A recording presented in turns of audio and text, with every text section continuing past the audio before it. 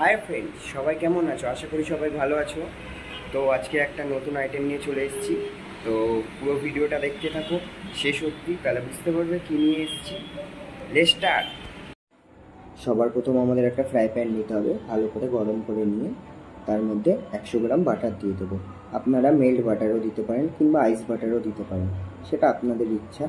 তো আপনারা চাইলে আন্দাজ মতনও বাটার নিতে পারেন, তাতে কোনো অসুবিধা নেই। তো বাটারটাকে ভালো করে মেল্ট করে নিতে হবে। মেল্ট করে নেওয়ার পর যখন পুরো মেল্ট হয়ে যাবে, তো আমরা তার মধ্যে 250 গ্রাম ময়দা অ্যাড করে দিলাম। তো ময়দাটা অ্যাড করে দিলাম।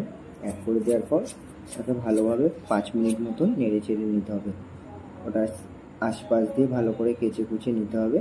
তো যদি আপনাদের মনে হয় এর মধ্যে বাটার কম পড়ছে, তো আপনারা বাটার ইউজ করতে পারেন, অলিভ অয়েল ইউজ করতে পারেন, রিফাইন্ড অয়েলও ইউজ করতে পারেন।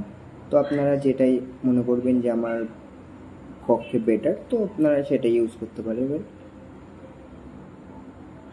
ভালো করে কুক করতে হবে, ভালো করে নেড়ে চেড়ে নিতে হবে। দেখতে পাচ্ছেন, একটু ভালো করে ঘেটে দেবেন যেন দানা দানা না থাকে। দেখেন কিছুক্ষণ পর কালারটা হালকা হালকা কালার এসছে একটু। তারপরে ওটাকে সুন্দর করে ওটাকে ম্যাশ টাইপের করে নিতে হবে। তো তার জন্য আপনাকে ভালোভাবে কুক করতে হবে।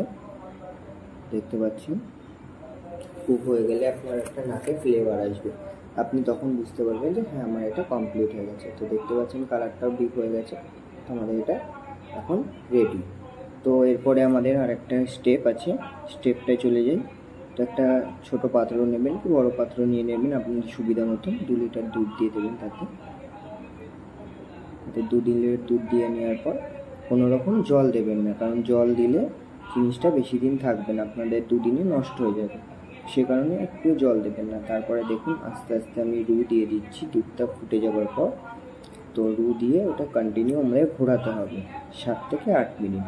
তো অল্প অল্প করে দেবেন, একবারে দিয়ে দিলে আপনার অসুবিধা হবে আর সসটাও সুন্দর তৈরি হবে না।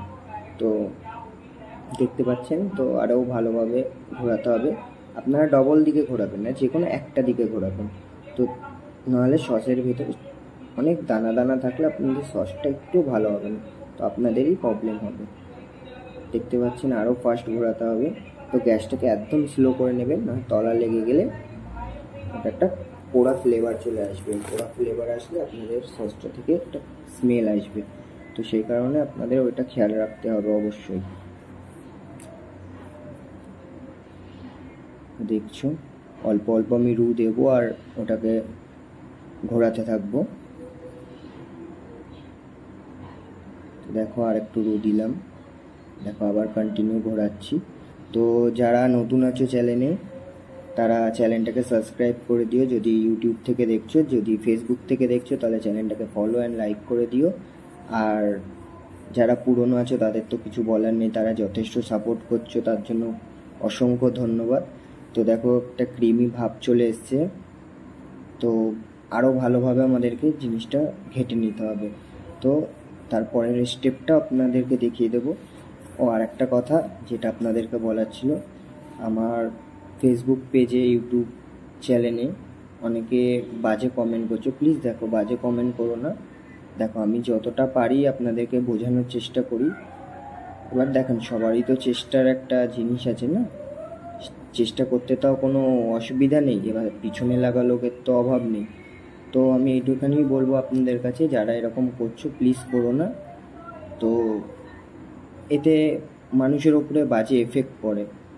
তো দেখে নাও লাস্ট পর্যন্ত স্ট্যান্ড করে নেওয়ার পর ওপর থেকে একটু বাটার দিয়ে নেব, নাহলে একটা ওপরে ড্রাইনেস চলে আসবে, যে কারণে আপনাদের সসটা শুকিয়ে যাবে, সেই কারণে বাটারটা দেয়া। তো সবাই সুস্থ থাকবেন, ভালো থাকবেন, পাশে থাকবেন। আর যারা নতুন আছো প্লিজ প্লিজ প্লিজ খুব শেয়ার করে দিও, চ্যানেলটা সাবস্ক্রাইব করে নিও।